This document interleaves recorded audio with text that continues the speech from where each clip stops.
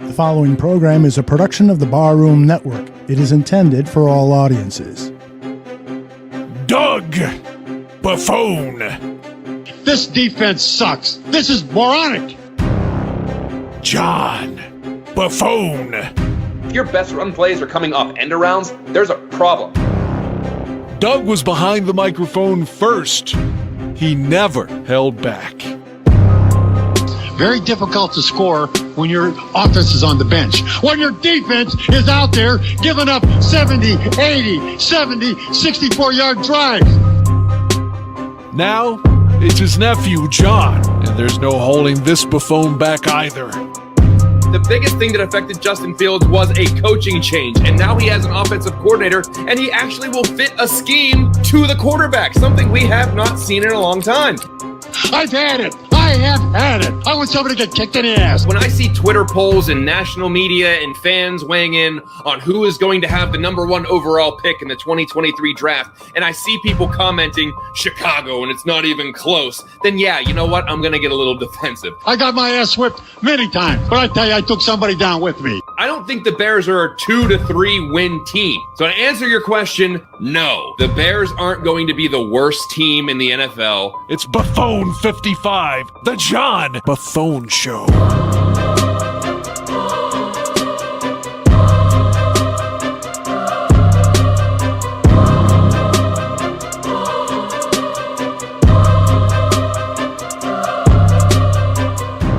Hello and welcome to another edition of Buffone 55, a fast-paced approach at breaking down the Chicago Bears. I am your host, John Buffone, and with me as always is my co-host and producer, Alyssa Barbieri. Alyssa, pretty busy week, I'd say. The Bears give up 49 points to the Cowboys. They trade one of their best defensive players. They bring in a wide receiver, and now they got to get ready to host the Dolphins. How you holding up over there?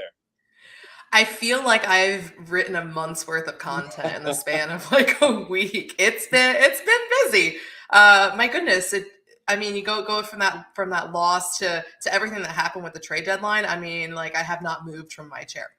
I was gonna say your typing hands are got to be just exhausted because there's so much stuff going on. It was almost like an off season that was crunched into a 4-day period. You got to cover a game, and then you got people getting traded away, people getting traded to Chicago, and now it's like, oh, by the way, you got to play a game on Sunday, so we got to start previewing that. So it's been pretty eventful, I'd say. Yeah, definitely. I mean, I feel like the game is like, I don't know. I feel like the game should be like a week away still. Like you said, like the whole off-season vibe. Mm-hmm. I'm like, man, it's just crammed all into one. And I'm like kind of like thrown off a little bit, which is so not like me. But hey, I'm still chugging along, and caffeine has been my friend this week. It feels like the Dallas game happened about a year ago, but it's still last week. But listen, we got a great guest lined up tonight to help us better understand a very interesting Miami Dolphins team. But just in case this is someone's first time listening or watching Buffone 55, Alyssa, can you give us a rundown of how this show works? Absolutely. So Buffone 55 has 3 segments, and we always begin with our guest. And this week, we'll be talking to Jason Sarney from DolphinsWire.com. That's followed by our B55 segment. That's when I ask John 5 questions, and his responses must be completed within 55 seconds. The 55 is John's way of paying tribute to the great Doug Buffone, his uncle, his mentor, and a man who played 15 seasons with the Bears and wore number 55. We then finish things up with a free-for-all we call Buffone's Basement, where Aldo Gandia joins John and me, and the 3 of us see if we can make sense of quite a busy week that's happened here. So, John, take it away. Thank you, Alyssa. Like you said, our guest tonight is Jason Sarney, contributor to the website DolphinsWire.com. We welcome Jason onto the show. Jason, how you doing? Appreciate you being on. Hey, thank you both for having me. I appreciate you having me on. So glad to be here. Thanks so much. Absolutely. This is a pretty interesting matchup definitely an interesting team in the Miami Dolphins. So there's been no shortage of headlines around the Dolphins this year, starting with their bold offseason moves to help bolster the weapons around their quarterback Tua, and yesterday's announcement bringing in Bradley Chubb for a first-round pick. Listen, the GM Chris Greer and the head coach Mike McDaniel met with the media yesterday. What did they say about that Chubb trade? It kind of appears like they're all in on trying to win a Super Bowl this year. Is that the vibe you're getting? Oh, yeah. It was a vibe that basically was set up with all these moves that Chris Greer has been making for the last few seasons. The joke around Dolphin Town is the MVP of the Miami Dolphins is right now Laramie Tunsil, who plays for the Houston Texans. But we received such a haul that has now included Bradley Chubb in that haul, a Jalen Waddle, a Jalen Phillips, Javon Holland. So many players now have been part of that trade. So really the joke was with Chris Greer and Mike McDaniel, he was actually asked point blank, when did this conversation start about Chubb? Verbatim, Mike McDaniels in his joking personality said, during my interview. So that was a really fun, really hand shown on how much value that Coach McDaniel has on pass rushers and Bradley Chubb to begin with. And he works in such cohesion with Greer. They filled in their massive need, which is a pass rush right now this season. And Jason, as you all know, Tua Tagovailoa is tearing apart opponents with his passing accuracy. He's the only player in the league to complete over 60% of the passes that have traveled at least 10 yards in the air. And this past game, he was 15 of 19 for 302 yards with 2 touchdowns and no interceptions in passes that traveled at least 10 yards. Just staggering stats from CBS Sports. But aside from the obvious, the addition of Tyreek Hill and Jalen Waddle, is there anything else behind Tua's improved play? I'm going to say something that's a little cliche and it's a little outside of the lines. Confidence. The coaching confidence that Mike McDaniel has instilled in just the raw ability is night and day from the past few seasons. There's no quarterback controversy in terms of Ryan Fitzpatrick. Is another quarterback going to be traded for? And not to open up the last year can of worms with the previous coaching staff, there was zero confidence in Tua, and it kind of came to a boiling point late last season. So completely different 180, and we're seeing what confidence could do with, of course, a Tyreek Hill, an improved offensive line, Jalen Waddle coming into his sophomore season, blowing up his yards per catch. He doubled, actually, that from last season to this season, averaging about 17 yards per catch. So, listen, Jason, if the Bears are going to have any chance of beating the Dolphins, they will have to figure out a way to get to Tua, and that's not going to be easy given that they're 28th in sacks, and now they no longer have Robert Quinn or Roquan Smith. So tell us, are there any weaknesses in the Dolphins' offensive line that the Bears might be able to focus on, and where are the strengths of that line? That's definitely a loaded question, and I'll try to give the best answer possible because it might be a loaded answer because they are dealing with an injury at their arguable weak link at left guard. Now, the left guard spot was held by Liam Eichenberg, and those of you in the Midwest and Bears fans who might be aware of his Notre Dame days, was really a fantastic player, just really hasn't materialized this year. A couple of penalties, just really hasn't looked good. So there is kind of a question mark there. Will it be a guy who's lifted off the practice squad and a Robert Jones? Will it be a reserve and Wisconsin Badger from a few years back, Michael Dieter? Because they've used Connor Williams at the center spot, who's looked very good. I will say this, and much to the chagrin of Dolphin fans, a little bit of high snap issues on Connor Williams because he's moved from left guard when he was a Cowboy to the center role. Fantastic center in terms of calling out the plays and blocking in the scheme. But that's what I would say could be a massive momentum killer, a high snap. I got to follow up on this real quick because I was just brought up in the chat room by St. Omni. It says Mike McDaniel pressers seem like they are pretty fun. Can you talk us through some of those pressers? Fun is definitely a good word, but unique, enjoyable, entertaining. Sometimes he answers what could be a quick response into such a long answer, but it's so enjoyable. He gets the writers involved. One of my favorite writers, a gentleman by the name of Barry Jackson, structures questions maybe in a way where he'll get 2 or 3 out there. And Mike loves to kind of call that out and joke around, and even said to another reporter, "What are you, Barry, today?" Because he loves to get involved with the reporters. So again, a little different than some other previous regimes. And it's really like watching, take this with a grain of salt. It's watching your frat president up at a board meeting. And I'm sure the success that the Dolphins have gotten off to is certainly helping matters. It's nice when you're winning. And it looks like the Dolphins are going to be doing a lot of that. But I want to talk about the Dolphins' run game for a second. Statistically, it's nothing to holler about. They are 27th in yards gained per attempt at 3.9. Who are the primary ball carriers, and are they doing better than the stats portray? It's a great question. First few games, it was a very slow and steady progression with Chase Edmonds, who is now no longer a Dolphin, because I don't think he was really fitting in. But Raheem Mostert, who has ties from San Francisco to Mike McDaniel, has been really, the last 4 or 5 games, hitting his usual mark. This is a guy who about 5 weeks ago was the NFL's all-time leader in yards per carry with a minimum of 250 yards. Now he's down to like 5. But the last 4 games, he's been averaging around 4.9 yards per carry.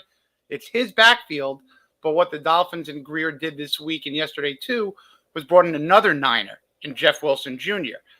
He might even be able to play because he has more knowledge of the offense than Chase Edmonds did because of his years in San Francisco. So both Chubb and Wilson at practice today. Wouldn't be surprised to see 8 to 12 carries from Jeff Wilson Jr. Well, that's just another thing that Bears fans can worry about. Mainly the things that are giving them real respiratory problems are Jalen Waddle and Tyreek Hill. Listen, how if at all can you contain the speed there? And can you give us kind of a roundabout on all the pass catchers, including the tight ends, and if and how they use them? They are used probably at like an 80% target clip. And what they're doing is very, I guess, the chicken or the egg theory with what Alyssa referenced into his distance per attempt. They are getting so much separation. And that was really the knock on all the Dolphins receivers last year, was the lack of separation. There is so much room for these receivers to work. Two is finding them, because he's in a top 3 or 4 in getting the ball out and kind of his release point. So it's a perfect marriage. And now you have tight end Mike Gesicki kind of coming back, getting assimilated with this new role of an actual tight end where he has to block. But that's a conversation for another day. 4th, 5th options, Trent Sherfield, another 49er guy. And then you have, who's been injured, River Craycraft, another 49er tie. So really it's guys who have been familiar with this offense, because it is a little bit of look, it's run by a Yale graduate who played football there. So there's nuances that these guys, there's advantages with having the experience in his offense. So you might not know these guys, but they're performing well. So Trent Sherfield is a guy that I might unfortunately create a little bit more respiratory problems out there. Sorry about that.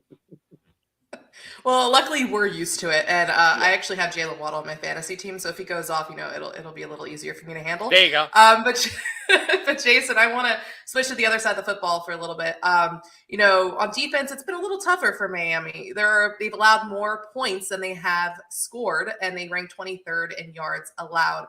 What's behind those numbers? Is it a lack of a pass rush, a run defense problem? What's the cause? I hate using the excuse of injuries, but we're going to start with injuries because Byron Jones, quarterback 2, opposite Xavier Howard, has not played it down this season. It's still on the PUP list. We don't know if he's going to play it down this year. So that kind of changed the entire defense. When they kind of woke up last year after the 1-7 start, it was all based on their cover corners, the ability to lock down receivers, and it created blitzing from everywhere else. Quarterbacks couldn't throw, held the ball too much, they got sacked. This year has been kind of a polar opposite because Byron has been out. They've had to rotate and find new guys at that cornerback position. Xavier Howard was out one game, so they were down to CB3, CB4 playing 1 and 2. So they've been decimated, and I haven't even mentioned Nick Needham's injury, expert slot corner, and Brandon Jones. So they're really depleted, and that's what helped with making the Bradley Chubb trade because they need a pass rusher to help their corners out. So I'd say the numbers are injury-based because they've had to kind of change their scheme from a zero blitz to almost like a zone kind of setback system. So let's see what Chubb does to this defense, but it hopefully can get some more pressure on the quarterback. Speaking of pressure on the quarterback, people have compared Justin Fields' development to that of Lamar Jackson. And in week 2, Lamar Jackson kind of annihilated the Dolphins' defense. He ran for over 100 yards and threw for over 300 yards and had 4 touchdowns. 3 of them were passing touchdowns. And obviously, Fields has been compared to the trajectory of Josh Allen, who in week 3 threw for 400 yards and 2 touchdowns and rushed for 47 as well. But the Dolphins won both of those games, which is terrifying when you think about it. So, how are the Dolphins going to scheme against a similar athletic quarterback like Justin Fields, who has been having quite a bit of success running the ball since they kind of put it into the offensive scheme? That is specifically what I'm worried about as a running quarterback. Number of years, it's been kind of the bane of the Dolphins' defensive existence is the rushing quarterback. Josh Allen, Lamar Jackson. They're the 6th best rushing defense in the league. They've given a 100-yard performance to Lamar Jackson. So they've held the running backs, but I don't care about overall yardage. I care about when it's like 3rd and 16 and a quarterback like Justin Fields could pick up a first down.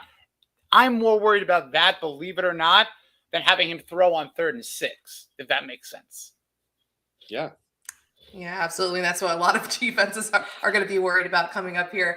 And Jason, the double doink in our Bears fandom history has scarred us so much that we pay even more attention to special teams than perhaps most fan bases. So I was wondering if you could give us a quick scouting report on the Dolphins special teams. Who are some of the standouts that might be a problem for the Bears?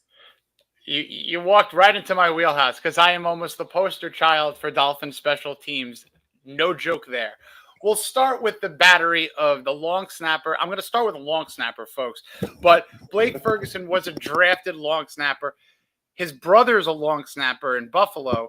Their father planned that, believe that or not. So Blake Ferguson has this thing down to a science. So as I say that, please, Blake, do not mess up on Sunday. But he's perfect.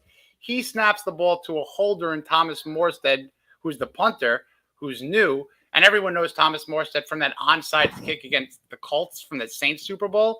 So he's an expert special teamer. Kicking the ball is Jason Sanders, who's a few years removed from an all-pro season. Last year had the complete yips.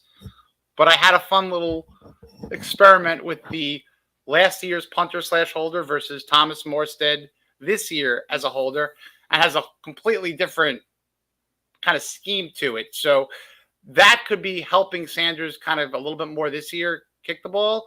He hasn't had as much opportunity as maybe 2 years ago or even last year, but hopefully Sanders is back on track. And you guys want to know about return people, but there are no really good return people. They're 31st in the league in both punt return and kick return. So haven't figured that aspect out yet, but that punter and kicker combo can be very, very potent when they're right, when they're on.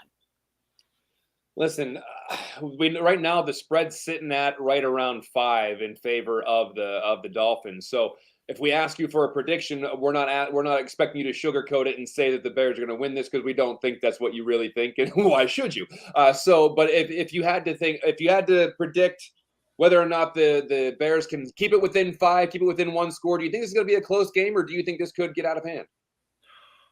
You know what? With a quarterback like a Justin Fields who has that dual threat, and correct me if I'm wrong, the field could be an issue maybe in Chicago. The weather could always be an issue. When isn't it? Yeah.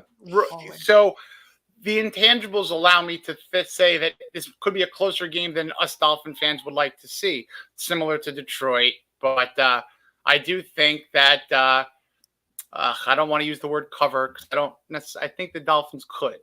But I think that we're going to still be watching with, hearts beating in the fourth quarter as Dolphin fans, if that helps.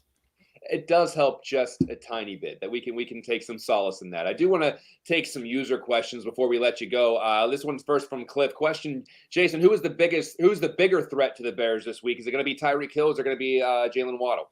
It's a great question. I did take a perusal at Cliff's previous question. Yes, I am Queens born and Long Island raised in New York, so I appreciate you pointing that out.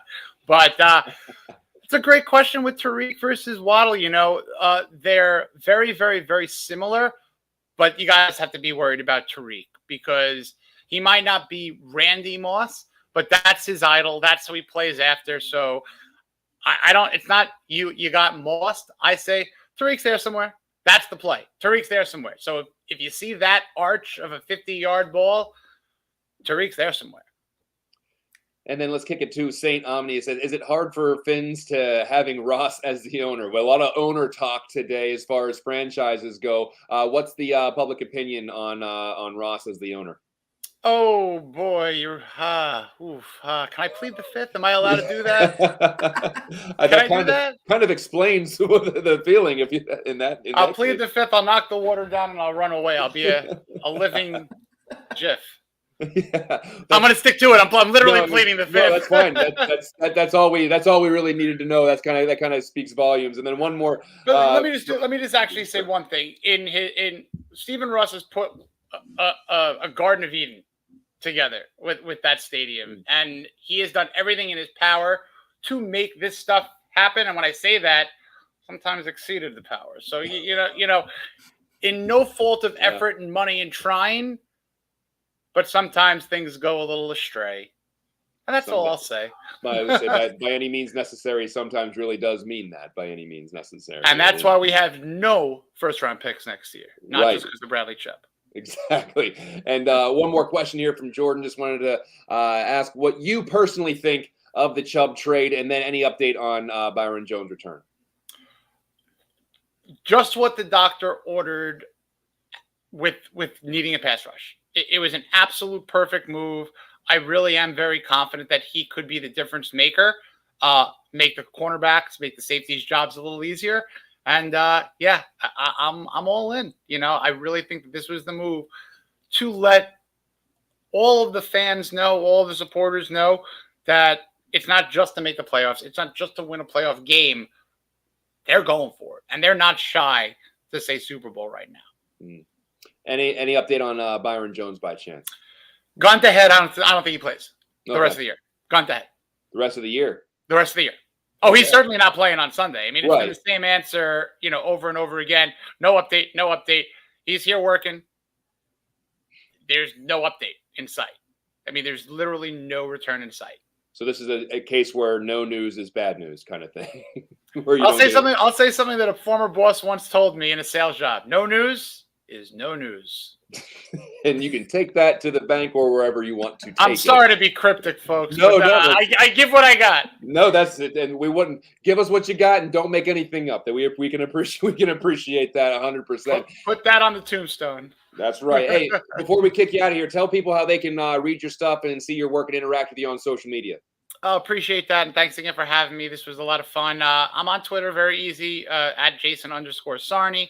I'm at Dolphins Wire, which is through USA Today.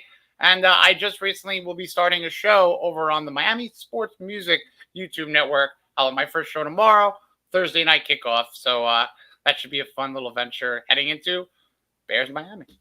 We're looking forward to it. And hey, we appreciate you being on Buffone 55. That's Jason Sarney, contributor to the website, DolphinsWire.com. Thank you so much. And like I say to all of our guests, we will catch up to you for Super Bowl week when the Dolphins-Bears kick off. Oh, boy, that would be fantastic. All right, thanks a lot, Jason. We appreciate you. Have a great night, guys. With more Buffone 55 right after this.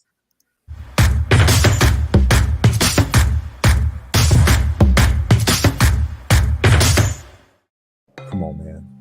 We're going to Baltimore. The Wire is the best show of all time. And I've never seen such riveting TV where I actually felt like I was in East and West Baltimore every single episode. And it was just absolutely riveting and captivating from season 1 all the way to season, to it finished up. And I'd put True Detective up there. McConaughey and Woody Harrelson. I mean, come on. It was just so well shot, so well written, directed. Like, I feel like it's underrated as far as that list goes. Really good.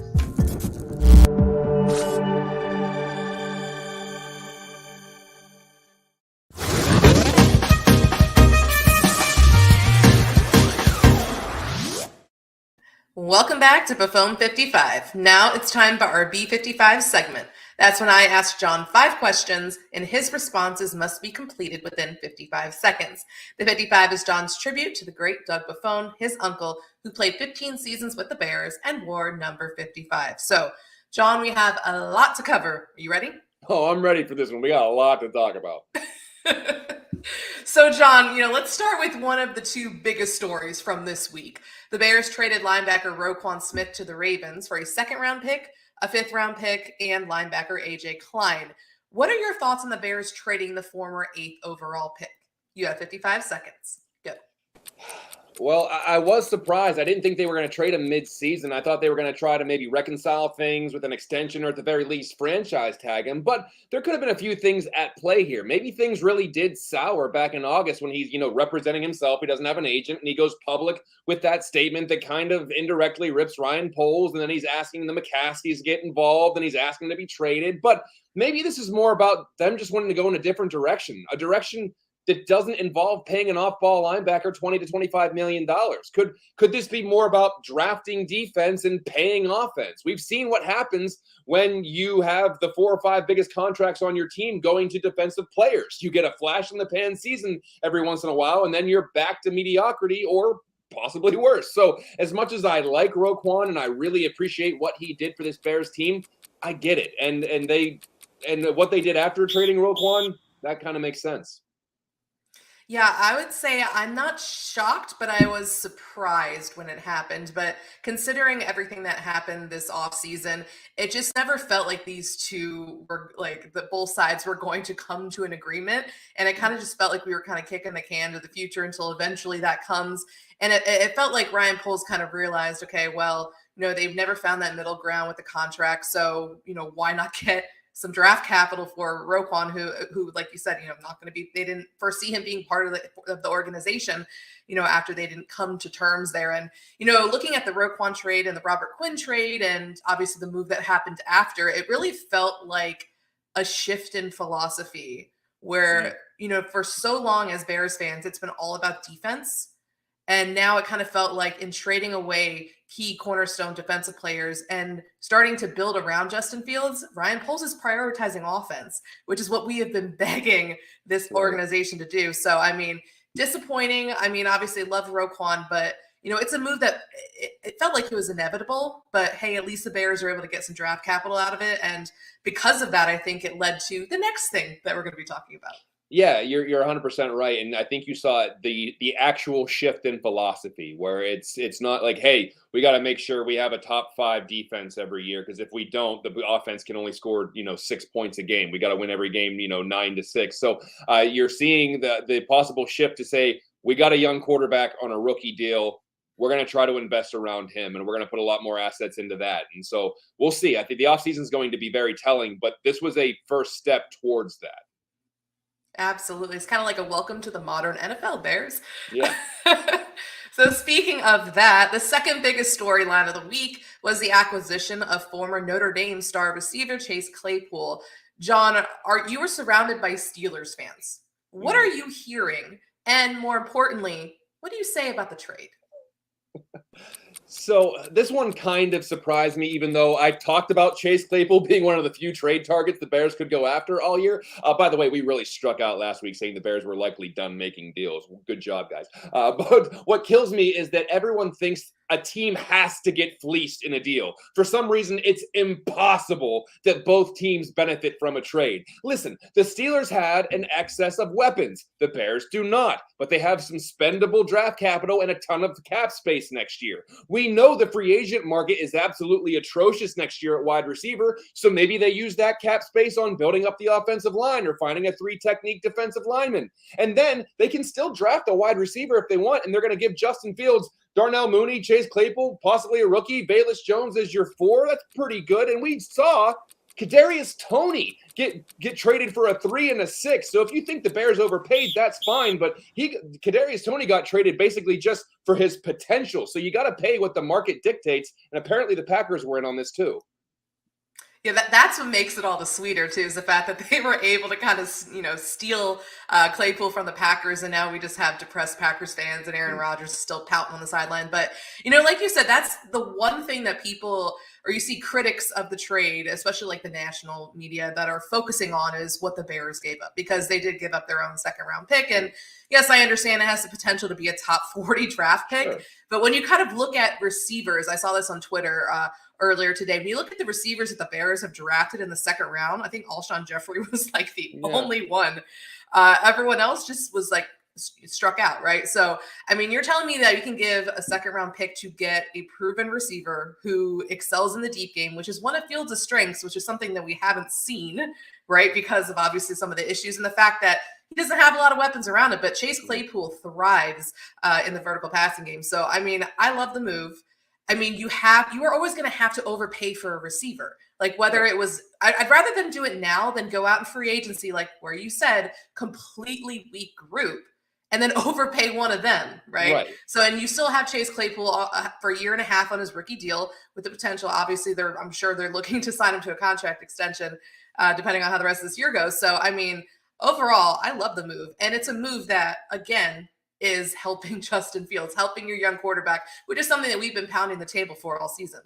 Yeah, and a couple things. One, if you planned on maybe taking an offensive lineman or a D tackle in the first round, and then we're targeting a wide receiver in the second, you've already got a guy with a second round pick that has a low bust floor, because we know Chase Claypool can play. Also, this is a guy that likes to go vertical, and a lot of people in the chat saying that he was in the slot. I don't think he liked being there. I think he even complained this year that he wasn't running enough vert routes whenever he was being interviewed. This guy likes to go vertical. So listen, I know the second round pick was going to be a big pick, but it was going to be a high pick, but it's a low bust kind of risk whenever you go get a Chase Claypool with a second rounder, and you give Justin Fields 9 games to get accustomed to Chase Claypool going into next season, rather than a rookie who comes in April, or a free agent that comes in March and April. You're giving this guy a half a season to start building some chemistry with a guy that hopefully is going to be a big contributor in 2023.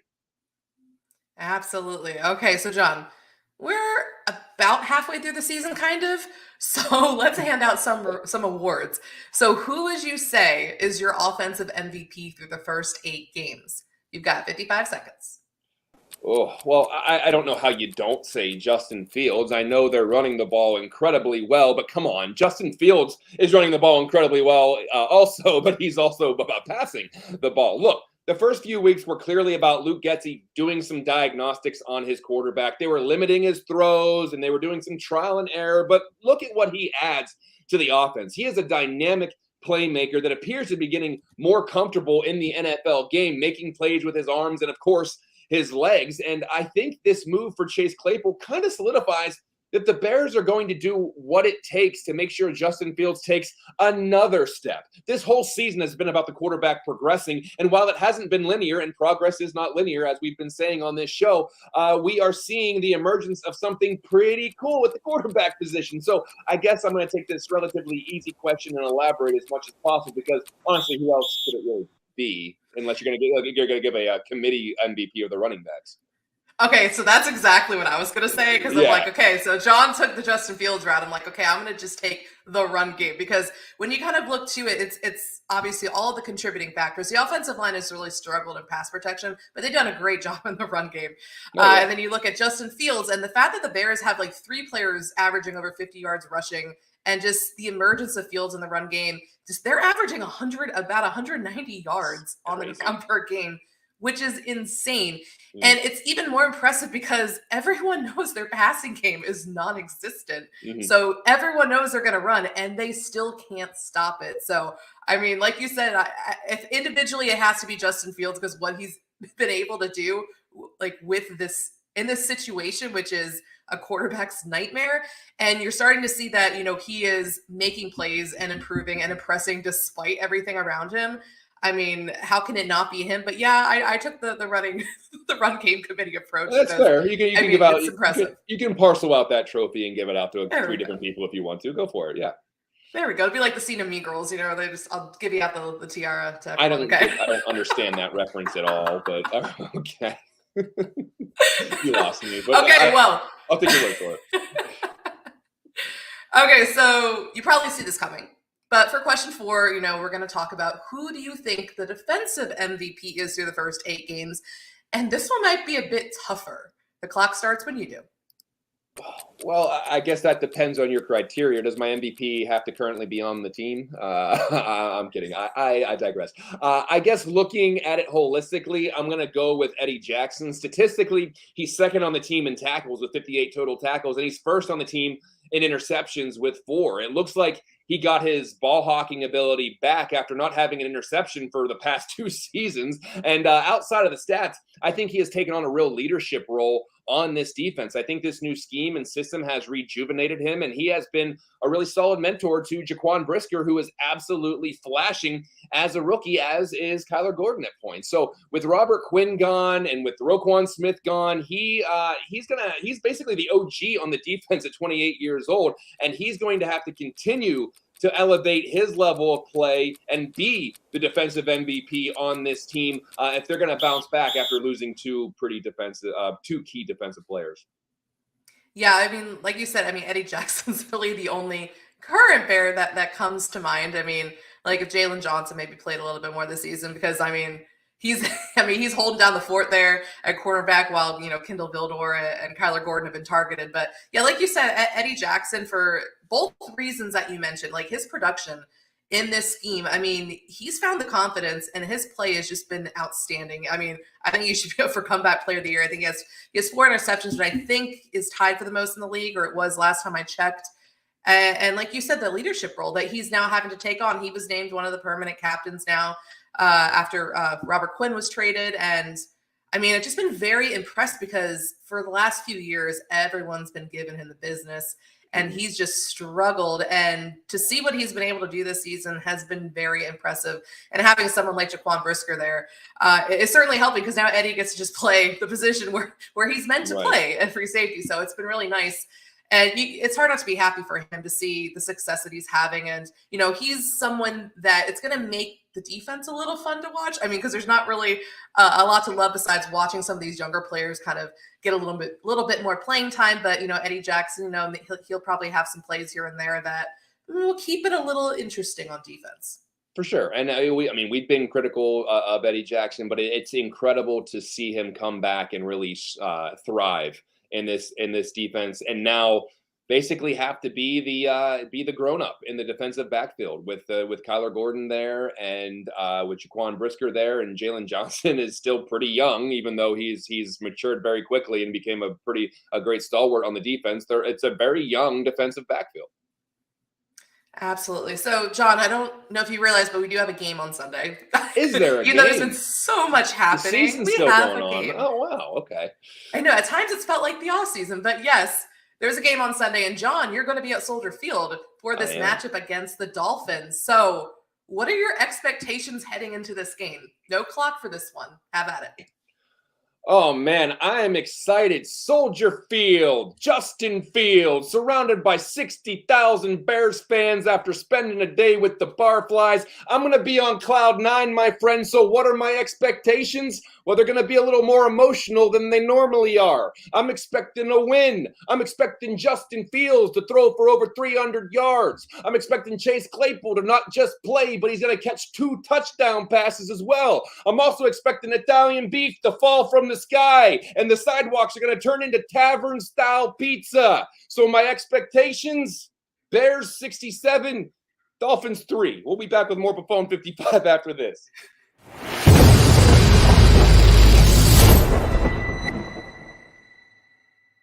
Ellis Hall, since I came here, has been expanded twice. Both times after we were gone, by the way. So we never got it. But I mean, it was tiny. Do you think that Olin Kreutz would politely ask you to leave the weight room because it was so crowded? I told you what Olin used to say to me. I know, that's why I'm asking. No, and that was at 5:00 when there's no players around. Get the out of my weight room. And I go, I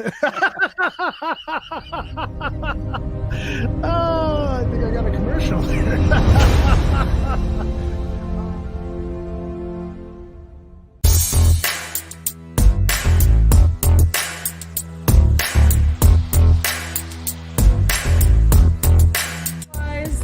Nikki. I'm here at Kings, just calling everyone to come join us on November 5th.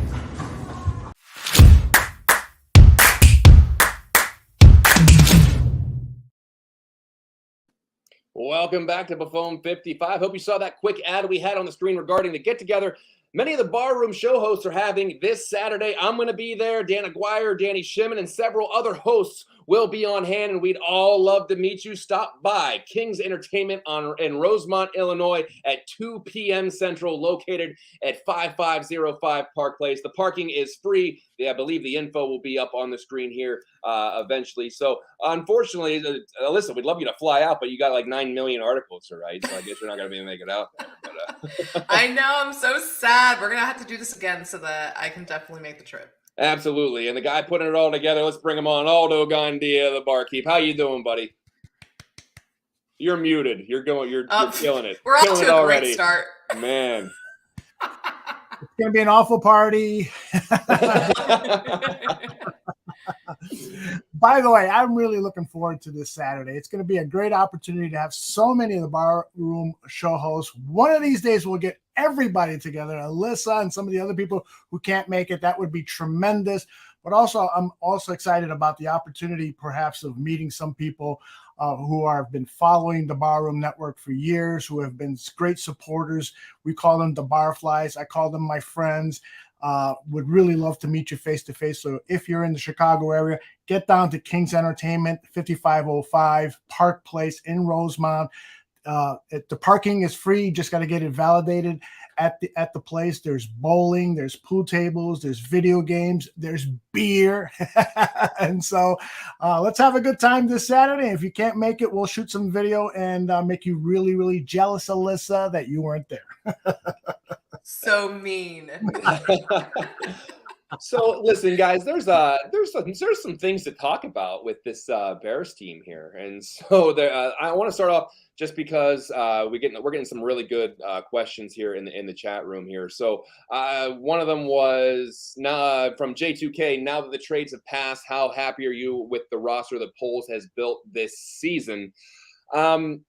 This season, I know that we know what the idea is this season. The idea was not really to compete for a championship. So I think what they are doing is getting a head start on what they want next season, and that includes clearing up as much space as possible, and then bringing in a weapon for Justin Fields to see if he can build some of that chemistry up, and then we'll see if they're going to surround him with anything else in the offseason. I think everything was building up to next year. I think that they saw an opportunity to get a second round pick for Roquan Smith, use their own second round pick on a wide receiver that they believe is a big bodied, fast guy that can catch touchdowns and get vertical. And so we knew that this year wasn't about this year. It's never going to be about this year. So I just think that they got a head start on what they wanted to do. Aldo, since you just jumped in, do you feel that that's kind of the same trajectory they're going at? Absolutely. The more and more I think of it, the more and more, and Ryan Post says, we're still playing to win, but I think that he secretly would love to have a top 5 pick in this upcoming draft because there's some great difference makers. Well, and that means, not giving your team all of the weapons they need. Now, he did go out and get Chase Claypool, which should help the offense. But, hey, we may be looking at a lot of shootouts over the next few weeks, right? I mean, can you imagine the Bears involved in a shootout with the Miami Dolphins where it's 40-39, scores like that in the near future? But in terms of roster development, I really do believe that Poles has done this the right way, as painful as it is. It's really what I've been hoping for every new general manager to do, because everybody's always come in and tried to build a winner with what was left behind, and that's really not the best way to do it when what was left behind wasn't that good. I mean, come on, Jay Cutler, Mitch Trubisky, you really have to start from the beginning. I wish everything would have been synchronized where the coach and general manager could pick their own quarterback, but all signs are pointing towards Justin Fields being a good franchise quarterback potentially. So I'm fairly satisfied with the way things are going right now. How about you, Claypool? How about you, Alyssa? Sorry, okay, you know who I got on my mind. I love it. But first, Aldo, what's that word you use? What's a shootout? I don't. I don't know what that is. Somebody told me shootout, so I thought I'd use it. It's 13 to 10. Yeah, I'm used to all these like low scoring, so that's gonna take some getting used to. But I think that we'll have fun. But yeah, just to kind of like echo what you guys are saying. I mean, we knew that this season wasn't about winning; it was about development. So I guess like in terms of like the roster standpoint, now that Roquan's gone and Robert Quinn, now it allows you to get a look at some of these younger guys on the roster, like, you know, Dominique Robinson, and see more of Travis Gibson. Maybe Kingsley Jonathan has something. And then obviously a linebacker. I'm excited to see Jack Sanborn, you know, right? So now he was listed as Roquan's backup. So I'm interested to see him. I mean, I'm hoping that we get to see him. Maybe he'll start on Sunday. We'll see. So, I mean, I think from that standpoint, there's a lot of young talent on this roster. And we know it's going to be a completely different team next year. But, you know, maybe some of these younger guys that are currently under like those 1-year deals, maybe they impress enough to earn a roster spot next year. So, I mean, we'll see. I'm looking forward to seeing that young talent and seeing, you know, what the Bears got. Yeah, and I think that Ryan Poles, with some of the moves, they understand they're going to lose some games. I think they'd much rather lose like they did last week, 49-29, rather than losing 20-3. Because they want to see the offense continue to progress. They want to see, and they bring in a weapon for Justin Fields and say, hey, if the defense or if the offense scores 25 or 30 and we lose, hey, that's still showing progression with the offense. We'll address the defense in the offseason, but it was all about making sure we're getting the right pieces on offense. And so, like I said in the last segment, if there were 3 or 4 big names in the wide receiver free agent market coming up in the offseason, then I might be more inclined to say, hey, wait, you got a ton of cap space. Go after one of those guys and see if you don't have to give up any draft picks for them. But there's nothing. There's literally nothing. There's not even a remnant of a number 1 receiver in the free agent pool going at the wide receiver position. So you go and you get a guy that could have the potential of being a 1. If not, he's still a great playmaker with great physical attributes. Although I know you love him. This goes back years. But I think he's a great athlete, and I think if they put him on the outside and let him get vertical, he's going to make a lot of plays. And make sure you don't put him in the slot. I just don't think that that's not the right fit there at all. So yeah, you're gonna have some speed, just flat out speed with Darnell Mooney, and you're gonna have size and speed with Claypool. You hope another year with Velus Jones turns him into somebody that can contribute to the offense, and then maybe you still draft a guy. And so I think that you have the starting point of what you want the offense to look like. And I'm still of this, and I probably sound like a broken record, but I just feel like they're gonna be of the mindset of, you know what, pay the offense and draft the defense, because we've seen what investing big money does on defense. We've seen what happens whenever you have a Khalil Mack contract and a Robert Quinn contract and a Akeem Hicks contract and an Eddie Jackson contract. When those are your top 4 or 5 contracts on the team, sometimes you get a 2018 out of it, but then you get a 2019 out of it, and then a 2020 out of it, and we know what that trajectory looks like. So, Aldo, out of all of the targets that people were talking about, you know, DJ Moore and, you know, Kadarius Toney was thrown out there. Obviously, Claypool has been a name that's been thrown out quite a bit. You nailed the practice squad guy. Like that was incredible. The Chiefs practice squad guy. Was it Fountain? Is that his name? I forgot his name already. Oh, Doris Fountain. I'm trying to give you credit here. But out of all the names that were circulating out of possible trade targets, Brandon Cook's another one. Do you think that that they got maybe the best trade target that was available? Yeah, I really do. If we recall, right before the final preseason game, Ryan Poles told, I think it was ESPN or some of the national media people, that the roster that they had then was going to be completely different by opening day. And one of the things he said was, we need a big, tall, big target wide receiver. They were really unable to land one, and until now, Chase Claypool. The philosophy is that they love these big wide receivers, just like Luke Getsy and the Packers loved those receivers for Aaron Rodgers. They want to install the same thing. And that's not to say there isn't a role for Darnell Mooney in this offense. There is definitely a role for Darnell Mooney, but they love the Equanimeous St. Brown, the Chase Claypool big targets, N'Keal Harry, who can run fast. That's definitely a weapon. And while they may not be the absolute best at creating separation, we know that they're still big targets because all you got to do is put the ball up here and they should be able to get it over a 6-foot cornerback. So that to me is very exciting. And what is also exciting to me is the fact that we got Claypool now. And so he's got 9 games to develop some chemistry with Justin Fields, the entire offense. And so when it's basically a beautiful training camp for Claypool and the wide receiver group, I would not at all be surprised if this passing game for the Chicago Bears is really humming by the time we get to those last several games, and we'll need it against the Buffalo Bills. For sure. Alyssa, your thoughts on Claypool? Yeah, and again, you just said like something else. Passing game, what is that? These are like new vocabulary words. I feel like I need to tell myself, and I'm gonna get used to losing in shootouts. I don't know. Can the Bears stick with Josh Allen and the Bills? That would be a Christmas treat for sure. That's a Christmas miracle. They'll make movies about that. That'll be a Christmas movie if that happens. What about 2 scores? 2 scores. That's respectable. Fine. I would be celebrating at that point. No, but yeah, fine by me. I love the addition of Claypool, like we were talking about before. I feel like he's the perfect weapon for Justin Fields and what Justin Fields wants to do vertically. And, there was a stat from Next Gen Stats about Claypool having run the 5th most go routes since he entered the league in 2020. And, Fields has targeted go routes on 11% of his attempts, which is 8th most in the league. So like he's going to be someone to stretch the field, which is what Justin Fields wants to do. And that's something that we've been yearning for. And, Claypool gets definitely more separation than some of these other receivers that the Bears have. I just think, and like Aldo was saying, like the important thing is now, they have these final 9 games to build that chemistry, and they have the entire offseason as well, mini camp, training camp, all of that, so that hopefully we're hearing all these stories like we heard about Justin and Darnell and how close they were and just continuing to work and develop that chemistry.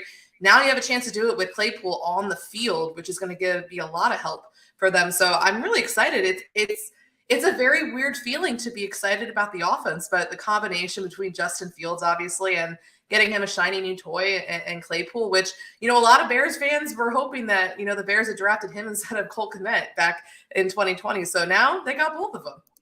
They do. You're absolutely right. And I was trying to, while you were talking, I'm thinking, what would be the name of that Christmas movie if the Bears were to beat the Bills on Christmas? I'm thinking Miracle on Lake Shore. Well, I didn't say beat. I said keep up. Drive. It's a Miracle on Lakeshore Drive, or there we go.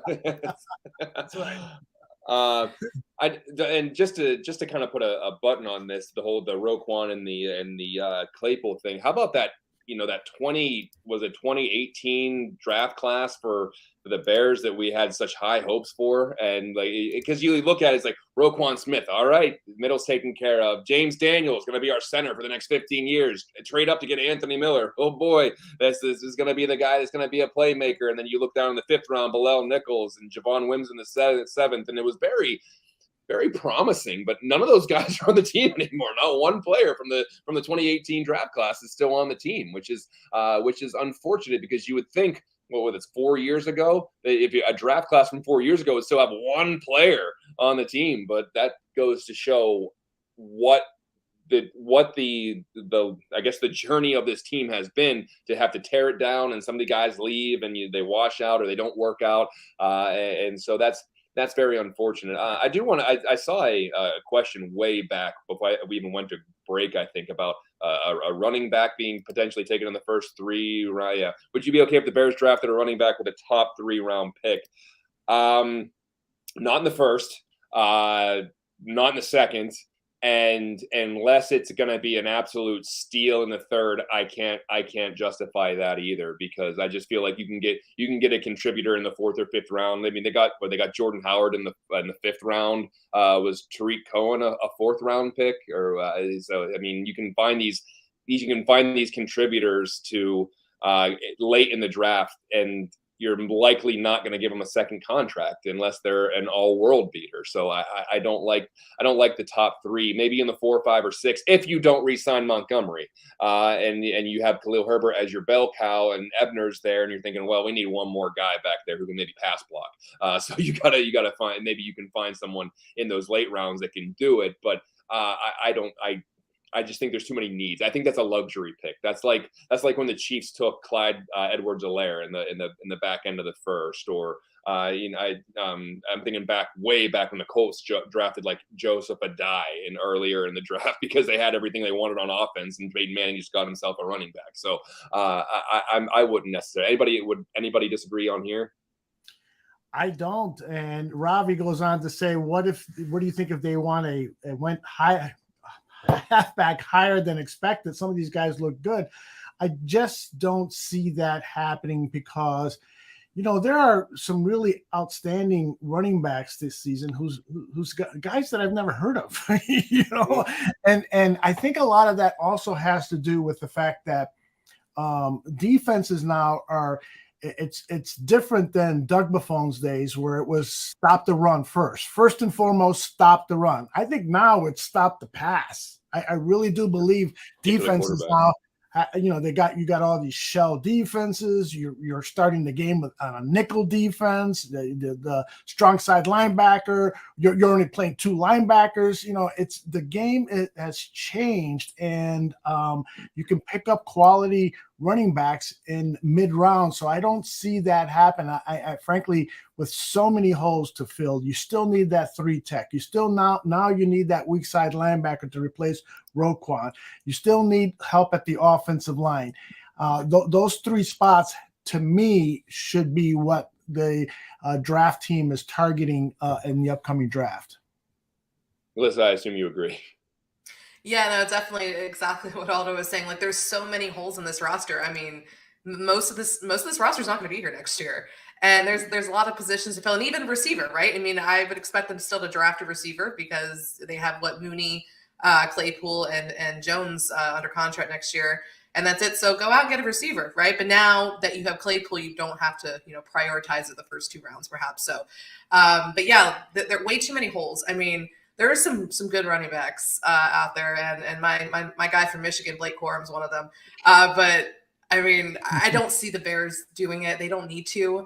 There are bigger positions of need. So yeah. Yeah, I mean, Dameon Pierce for the Texans, I believe, was a 4th round pick. Tyler Algier, a 5th round pick for Atlanta. You can find these guys late in the draft and you can plug them in. I think that's probably a position where you can play early and contribute, and you don't necessarily have to be a 1st or 2nd round pick to do so. But I mean, it's a good question. Let's go to another user question. What do we got? Aldo, just throw something up. We'll see what we got. Let's see. A little roulette. Well, we already answered the Claypool fit in with the wide receiver group, but we haven't talked at all about A.J. Klein, the linebacker picked up in that Roquan Smith trade. First of all, do you guys know anything about this guy? No, I looked him up whenever I saw that he was part of the trade, and basically just that he's a journeyman, been around, and I know that I don't think the Ravens fans were not too heartbroken about him coming over. So I feel like he's probably a stopgap. He's probably a guy that you can throw. He's a guy that can have. He's 31. He can probably bring some experience in there and go and play, but. Or I thought he was a coach. So we'll see. I don't expect him to be a big contributor. I think he was just a roster spot because they lost a linebacker. They had to gain a linebacker. Kind of like if you're playing Madden, you got to trade a position for a position just so the roster stays the same. So I get it, but we'll see. We'll see. Maybe this is a big get, and AJ Klein has a renaissance. He's a renaissance man, a resurgence in his career, and he's all of a sudden going to be the guy there. But I don't count on it. Anybody else count on that? No. Jack Sanborn, let's go. Yeah. Yes. Let me see the young guys. Yeah. I mean, I do think based on, Jordan said that he played well for the Panthers back in the day. He's probably a reliable linebacker who has stuck around and moved from team to team because in a pinch, you need somebody, you need a body there, and he can step in, and that's what the Bears need right now. So hopefully, some of the other guys will step up, and we don't see too much of AJ Klein other than special teams. But it could be worse. We could have I'm forgetting the name of that awful linebacker during the Mel Tucker days when Urlacher left. But we could have one of those guys from back then. The kid from Boise State that they drafted. Oh, Shea McClellan. You talking about Shea McClellan? Oh my God, I was trying to forget. Okay, we blacked that out. Yeah, I remember. And then they tried to put him at the end, I think, at one point. It just didn't work. I think he ended up going to New England after that. But yeah, that was a fun time, wasn't it? Hey guys, you're bringing the show down now. Yeah. Bostic was another one. Yeah, thanks, J2K. Bostic. Oh man, I need to grab a drink. I remember once somebody released a photograph of him without his shirt on, and I was like, this guy is a professional football player? I mean, he was like, I wish I had the nerve to show you my flab, but that's what he had. He had flab around. Shea McClellan, who we were talking about? Yes. Oh, boy. First round pick. Yeah. I remember the one big hit from John Bostic in the preseason that made all the highlights. Like everyone was talking about John Bostic, and then all of a sudden he's not on the team like a year or two after that. It's like, no good. But I digress. I don't know how we went down this road of the island of misfit linebackers. We started talking about AJ Klein here, but let's going back. We want to go forward, guys. Yeah, we want to go forward. We want to talk about the future of the Bears, not the nightmarish past. All right, well, I got a good. There's one. Another Christmas movie. Yeah. That's right. Here's one from Taurine. He says he wants a top 5 pick so we can trade back for more picks. Would you guys be in favor of that? Well, in favor of tanking or in favor of trading a top 5 pick? No, let's assume we have a top 5 pick. Would you be in favor of not picking the guy who is probably going to be a superstar to acquire more stars? See, this is where I really need Danny Shimon, because I need to know if there's a top. I need to know if there's a top 5-3 technique that would be taken a top 5 or top 10. If not, I don't think that. I would prefer it move down, and maybe what do you move down to 10 or 11, and then you get another first round pick next year and maybe another late round pick. I'd be fine with having that treasure trove of picks, and then next year you have 2 first round picks. So I would be fine with that, unless there's an absolute generational talent at a highly sought after position, though, that they're not going to draft a quarterback. Is there a generational edge rusher that was going to play in this defense? I don't know, but I think unless there's something that says we absolutely cannot pass up this guy, like a Micah Parsons or something of that nature, then it's like, no, okay, we'll move back 5 or 6 spots, 10 spots, and then we'll take your first next year and your third this year, or see what you can get because there's gonna be a few quarterback desperate teams going into this draft who aren't necessarily going to be top 3, top 4 picks, but are going to be willing to move up. And so off the top of my head, Carolina is going to be looking for a quarterback. Washington will be looking for a quarterback. We don't know if the Texans are sold on Davis Mills, although they'll probably have like a top 2 pick anyway. But there are going to be some teams that are going to be in the quarterback market and are going to possibly look to move up. And if the Bears have one of those picks, we've seen what teams will give up. We saw what Washington gave up to get Robert Griffin III. We saw what some teams give up to move up into the top 2 or 3 picks. So I'm still not sold that the Bears are going to be picking 3 or 4. I still think that there's a couple wins left on here that are going to have them around like maybe the 9-10 range. But even then, if there's still a highly sought after quarterback that is still in the top 10 somehow slips, and someone's like, hey, we got to go up and get this guy, the Bears could be holding a golden ticket to have a nice little treasure trove of picks. Mm-hmm. Jordan's listed 3 tech candidates that could be in the top 10: Brian Bresee, Jalen Carter, and Miles Murphy. And then he goes on to say this could be the year like Greg Gabriel remembers when the 3 tech prospects slips to the Bears because of other needs, just like you were saying, John. Mm-hmm. Yeah, because I think there's going to be a lot of teams that are going to try to go up and get a quarterback, which leaves really talented other positions slipping in the draft. And somebody that has maybe a top 5 talent maybe falls to 10 or 11 because there's quarterback needy teams that say, hey, that's great, but we got to get a quarterback. And we've seen that every year. So we'll see. But that, I mean, a lot has to happen. There's still a good amount of teams that I think that are worse than the Bears. And so we'll see how that ultimately plays out. But this defense we'll talk about the current state of the defense. We've talked about what garners or what it qualifies as success holistically for the Bears every week. But what would theoretically or realistically be success for the Chicago Bears defense this week against Miami? Because once again, like I always say, I love asking questions and I don't have the answer or an opinion on. So I'll throw it. Alyssa, I'll start with you. What actually is success for the Bears defense this week? Holding Tyreek Hill and Jalen Waddle under a combined 300 yards. I think that would be a success considering matters. That's fair. Yeah, I mean, the defense, it's going to be rough. There are going to be some rough games, but hey, shootouts, we got to get used to them. But yeah, I mean, Kindle Vildor, I think one of the earlier comments is like Kindle Vildor is going to be covering Jalen Waddle. So I'm happy as a fantasy owner of Jalen Waddle. So, I mean, that could be rough because Kindle had a rough game against the Cowboys. So, I mean, I think Jalen Johnson will have a nice challenge, I think, this week. So we'll get to see. I'm looking forward to that. But yeah, I mean, I think if you can attempt to contain those guys, one or any of them, right? I think that would be success. I guess. Aldo, how you feel about that? Well, I agree. I mean, at this point, you want to see individual progression. You know, of course, we want to see the Chicago Bears win, but if that doesn't happen, at least if we can go back and say, wow, Jalen Johnson really did a tremendous job on Tyreek Hill, and Kyler Gordon did a great job on Waddle, and even Kindle Vildor looked good. And boy, oh boy, that pass rush was giving Tua a real hard time. Finally, we see Muhammad putting pressures on the quarterback, and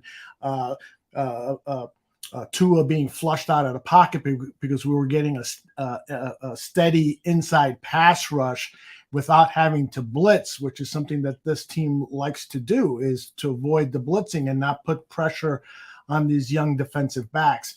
So if we could see some of that individual progression from players where we look at the stat line and say, wow, they did good, and we look at the highlights and say, wow, that was a good play, that would be really satisfying.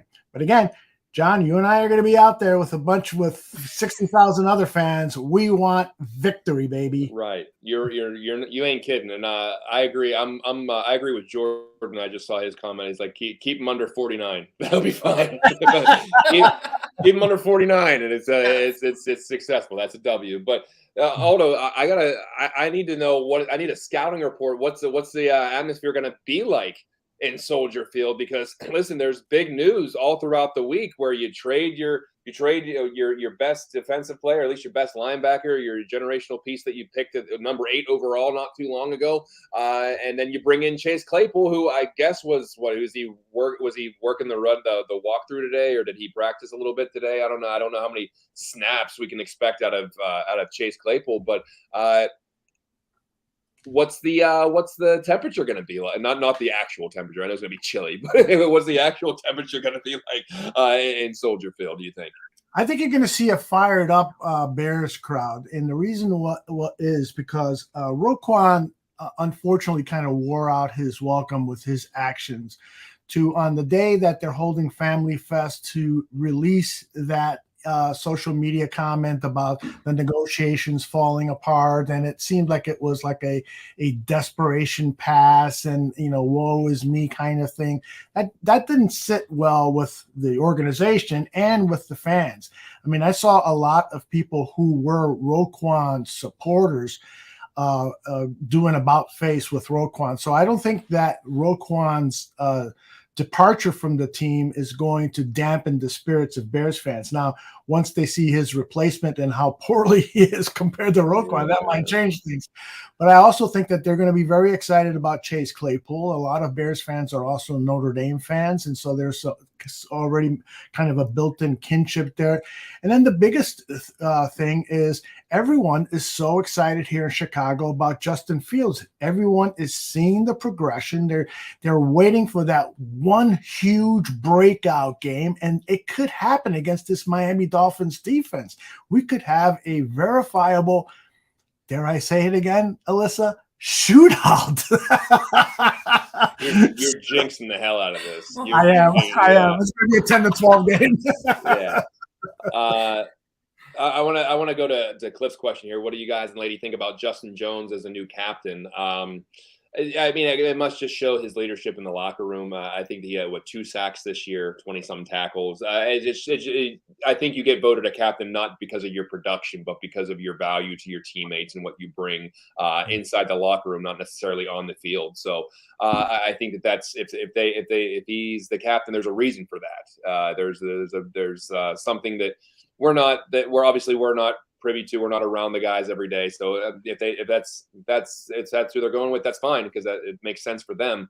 And then I do want to go to J2K's question about how comfy is everyone with Eberflus? Is he the leader you hope for? Do you think this team believes in him? I do. I do believe in him. Now you can talk about the schematics and the scheme and the defensive guy and the GM combination, and they should have went offense. If you want to have that conversation, that's fine. I totally understand that. But what I do see is a guy who's very level-headed, who's a very straight shooter, and I think he and Ryan Poles operate on the same frequency. I don't think Ryan Poles does anything without really contemplating how it's going to affect Matt Eberflus, and I think that they're in sync. And God willing, most GMs and head coaches are, at least in their first season. So this has to be a long-term evaluation. But I just like the way that he handles himself. He just seems like the grown-up in the room. He's not trying to act like the smartest guy in the room like we've seen before. I'm not going to give you a bunch of word soup about stuff and just say, here, have at it. I just like the way that he handles himself. I think he's a leader of men. And I think that he's getting people to buy. I think he gets the team to buy into it. I think that the biggest thing Ryan Poles likes about him is that he gets his players to buy into the system. Is the hits, method to get people because could it come off as cheesy? Yeah, sure, whatever. But I think that you buy into a culture, and I think they're setting the base for a culture this year, and we'll see how that transforms and takes the next step next year when hopefully Ryan Poles does his part and supplies enough weapons around the offensive side of the ball and the defensive side of the ball to put a contender out there with Matt Eberflus' scheme. So we'll see. Anybody else? No, yeah, like you said, these players have bought in to what Eberflus is doing. I mean, just look at the game against the Cowboys and, where they were down 3 touchdowns and they got it back to within 5. Like, I mean, it's impressive that the one thing you can say about this team is that they have not quit this season. That they have that effort, which we've seen in like the Mark Trestman era, right? Like, so the fact that they bought in, Eberflus has them ready to go, and they never quit. It's really impressive, and I get excited about like, hey, when there's a legit roster there, let's see what Eberflus is able to do with this thing. So, I mean, I've loved what he's done with this team this year, and looking forward to the future. You look like you have something to say, Aldo. You put yourself on the big screen there for a second. I have a new trackpad, and it is the most sensitive thing I've ever touched in my life. So I got to be really careful. So I apologize, Alyssa. I went to my close-up while you were talking. It's barged into the conversation, huh? Stealing my thunder. Yeah. So my thoughts are this about Eberflus. I wish I was a player. I would love to play for a guy like that, a guy who treats everybody with respect, a guy who takes the CEO approach, who wants the coordinators to coordinate and wants the position coaches to position coach and establish relationships with the players. I mean, Dan Aguirre was after the 49 points given up by the Cowboys. He was saying, you got to fire Alan Williams. I go, whoa. You got to remember, first of all, we don't really have the players to go to that extreme about firing coaches. Let's get the roster set first. And secondly, if there's anything wrong right now, is that some of the position players are not doing some of those basic things that Eberflus talks about every week at every press conference. He talks about, set your hips, do this and do that and so forth. And he says it's the position coach's job to get that out of the player. So at the end of the year, that's when we will assess, was it really the talent level or was it the position coach? And from a schematic standpoint, then we can start to talk about whether Williams did good things schematically or not. But I think we're a long way away from anybody talking about firing Eberflus, Williams, Getsy. Let's play this thing out. And I think we're going to be in for some nice surprises with what this coaching staff is developing. And I think that Jordan makes a good point here when he says, I don't want to fire anyone yet, just that the scheme on defense is vanilla, which may be true, but I think that the coaches are also evaluating, hey, we don't have the talent to mix things up yet. We don't have the talent to go with an intricate playing defense. We don't have the players around to evolve where if they get a few players, maybe now that's like I said, I'm going to wait till next year to see if they get some ball players on both sides of the ball and see, hey, how do we make this a little more intricate? How do we make this a little more fancy? How do we throw a little more wrinkles into that? It's almost like whenever you're doing a high school ball and you're trying to do some fancier things on defense, you realize you don't have the athletes and say, you know what, we're just going back to the 4-4. Do what you know. Just go back to the 4-4 because everyone here runs a 5-2 40 and we don't have the players to do anything that's special. So we got to go back into the base defense. So I think that next year is going to be very, very, very telling. And I hate saying like, oh, we got to preaching patience is not what I'm good at because I don't have any. But like I'm not the person to be at the patience pulpit. But I really do believe that it needs to happen because next year is when we can actually judge things. So that's kind of my opinion on that. Well, I'll remember that when I go run an errand for you while you're in town. I better hurry. John's not very patient. I'm not, but I gotta at least act like I am because I'm trying to convince myself this is all gonna be okay. I'm not freaked out like, oh my God, the sky is falling, but I'm also just like, okay, man, I hate the fact that I got to wait until September 2023 to get super excited about this now. Like, now I got to wait. Like, I waited 8 months for this season. And it's like, well, this season's kind of a wash. So I got to wait until September of next year. And God willing, they're going to be better. So we'll see. But Aldo, but I don't expect you to be my errand boy, but I may have a few requests for you.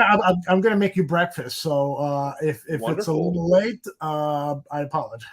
And bring me. Damn, I'm going to stop by if there's breakfast. Absolutely, please come by. He's gonna bring me the paper, my coffee. That's right. Oh wow, you are his errand boy. I'm gonna be my feet propped up in a robe, smoking a bubble pipe. They still make those toy bubble pipes, or they don't like kids smoking bubble pipes anymore. Like, do you guys know what I'm talking about? Cigarettes. Yeah, they don't. They certainly don't make those anymore. But anybody else have the bubble pipes where you blow on and the bubbles will come out of the pipe? Absolutely, the triple one. The one with 3 bubbles coming out. Yeah, those were cool. They probably don't market those too much anymore because they probably got kids hooked on smoking. Probably shouldn't do that. But we're not running a PSA here, but probably shouldn't do that. By the way, St. Omni wants to know where you're sleeping, and Cliff is asking, are you giving John the master bed? Well, I assume, given that it was renamed the Buffone Suite before. Oh.